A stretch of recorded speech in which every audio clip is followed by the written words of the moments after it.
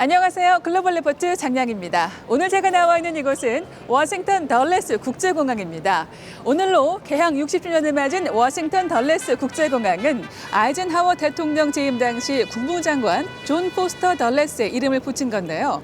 공항 건물은 미국 건축가 협회 상을 받을 만큼 아름다움을 인정받기도 했습니다. 또 터미널에서 항공기까지 승객을 수송하기 위한 이동식 라운지는 1962년 개항 당시부터 오늘까지도 운행되는 덜레스 공항의 특색이기도 합니다. 미국의 수도인 워싱턴 DC의 대표적인 관문이지만 지하철과 같은 대중교통 수단이 연결되지 않아 불편하다는 불만이 많았는데요.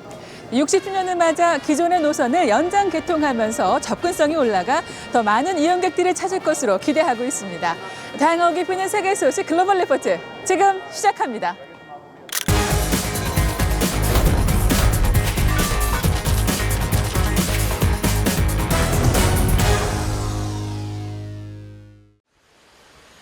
(15일) 오후 우크라이나와 인접한 폴란드 동부 지역에 미사일 2발이 떨어져 2명이 숨졌습니다.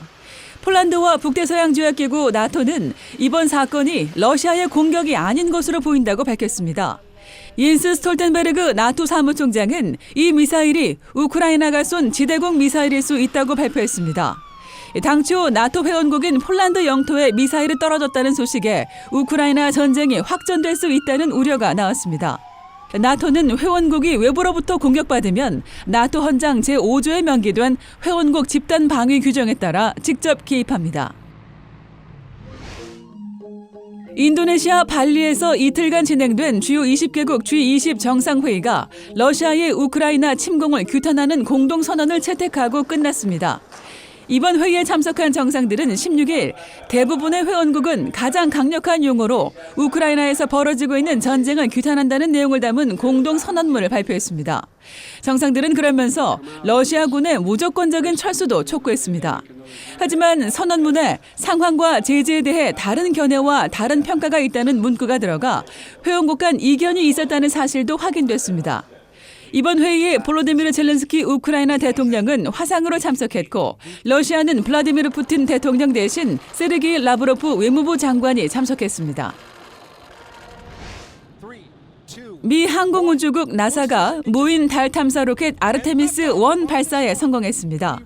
나사의 차세대 유인 달 탐사 프로젝트인 아르테미스의 첫 번째 로켓이 16일 새벽 미국 플로리다주 케네디 우주센터에서 발사됐습니다. 로켓에 실린 유인 우주선 오리온은 로켓에서 분리된 뒤 25일 동안 시험 비행합니다. 오리온에는 우주 비행사 대신 마네킹에 탑승했고 각종 감지기를 통해 미래 유인 우주 비행을 준비하는 데 필요한 정보가 수집됩니다. 도널드 트럼프 전 미국 대통령이 15일 플로리다주 마라라고 자택에서 2024년 대통령 선거 출마를 공식 선언했습니다. 지난 2016년 대통령직에 당선됐던 트럼프 전 대통령은 2020년 대선에서는 당시 조 바이든 민주당 대통령 후보에게 져 재선에 실패한 바 있습니다. 하지만 8일 치러진 중간선거에서 공화당이 예상보다 부진한 성적을 낸 탓에 트럼프 전 대통령의 대선 출마 발표에 엇갈린 반응이 나오고 있습니다. 이번 중간선거에서 상원은 민주당이 접전지에서 연달아 승리를 거두며 다수당을 유지하게 됐고 하원에서는 공화당이 몇 개 의석 차이로 겨우 다수당 자리를 탈환했습니다. 특히 트럼프 전 대통령이 지지했던 후보들이 대거 낙선하면서 공화당 안에서는 트럼프 전 대통령 책임론이 불거지고 있습니다.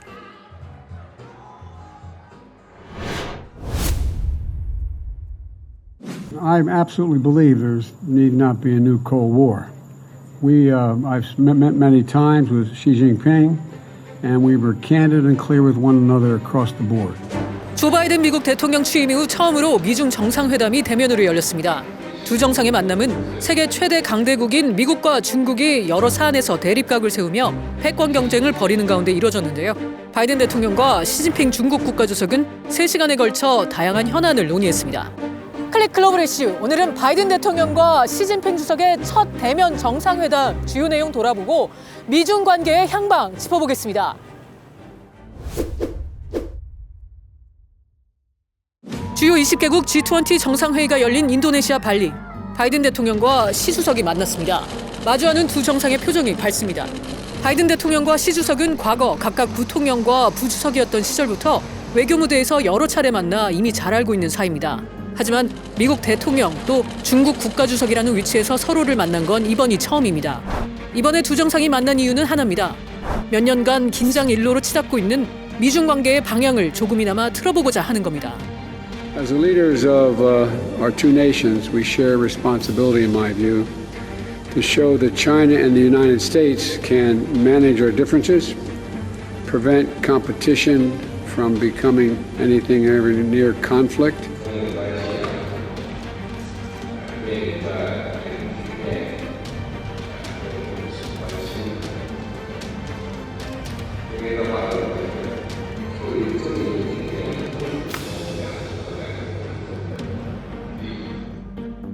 하지만 이번 회담은 화기애애하지만은 않았습니다. 가장 큰 문제는 바로 타이완입니다. 중국 관영 신화통신에 따르면 시 주석은 바이든 대통령에게 미중 관계를 한층 더 발전시키는 데 있어서 타이완 문제는 미국이 넘어서는 안 될 레드라인이라고 말했습니다. 타이완 문제는 중국의 핵심 이익 중에서도 가장 핵심이며 중국과 미국 관계의 정치적 토대에 있어서 기반이 된다고 주장한 겁니다. 이에 바이든 대통령은 중국이 타이완에 대해 강압적이고 계속해서 공격적인 행동을 취하고 있는 데 대해 미국은 반대한다는 뜻을 시 주석에게 전했다고 백악관은 밝혔습니다. Our one China policy has not changed. Has not changed. We oppose unilateral change in the status quo by either side, and we're committed to maintaining the peace and stability in the Taiwan Strait. 바이든 대통령은 중국이 타이완을 침공할 경우 미국이 개입할 수 있다는 입장을 이미 수차례 밝힌 바 있습니다. We'll see how China reacts to future engagement by the U.S. with Taiwan. Even if it's not at the level of a House Speaker's visit, I'm sure there will be additional arms sales coming up. I'm sure there will be additional efforts by the U.S. to engage Taiwan in international institutions. 타이완 외에도 중국 내 인권 문제부터 불공정 무역, 반도체 기술까지 두 나라 사이엔 많은 갈등 요소가 남아 있습니다. I think what we did get is a willingness to communicate a lot more. I suppose some people will see that as a major concession. I do think it's progress to potentially stabilize this competition, but it is not a return to the halcyon days of cooperating and win-win collaboration. 바이든 대통령과 시진핑 주석은 앞으로 소통을 늘려가기로 약속하면서 우선은 토니 블링컨 국무장관의 베이징 방문을 계획하기로 했습니다. 이런 움직임이 미중 관계의 실질적인 개선에 어떤 영향을 미칠지는 지켜봐야 될 것 같습니다.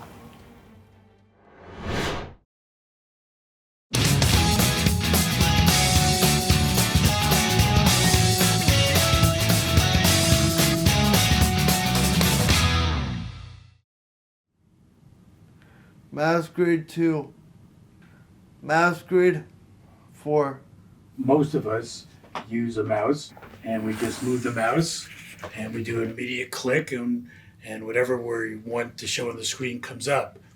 What you're seeing Adam doing is the same thing but using his voice and not his hand to move a mouse, and you can see all the different steps it takes to accomplish what we can do in one swift motion.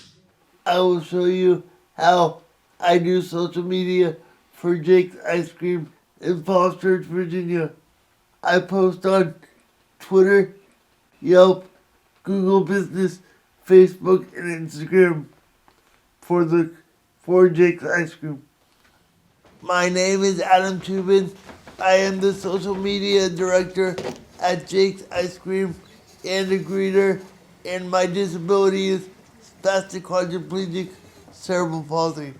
We've always felt it important that Adam work because a lot of young adults with disabilities, there are not jobs to be gotten, people don't hire them, and we've always felt it was important for him to be in the workforce, make money, feel when he wakes up in the morning to feel that there's something for him to go to. And for Adam, he's a very social person. He had 8 years of greeting at Costco. He's very friendly. All right. Ready to go to work? Oh, yes. Hello. Hey, guys.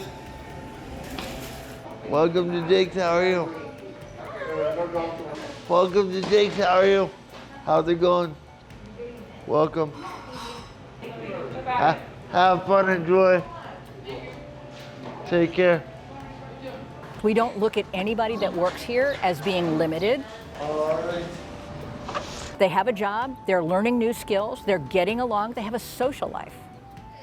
ice cream is delicious. I'm glad you like it.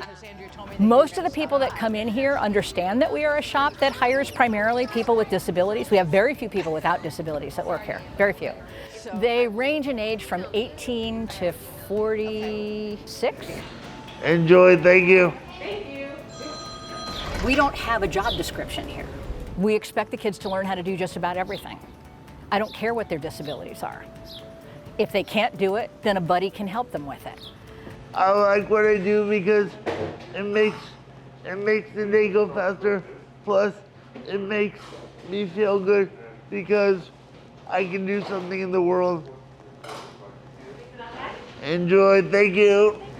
It's really fun.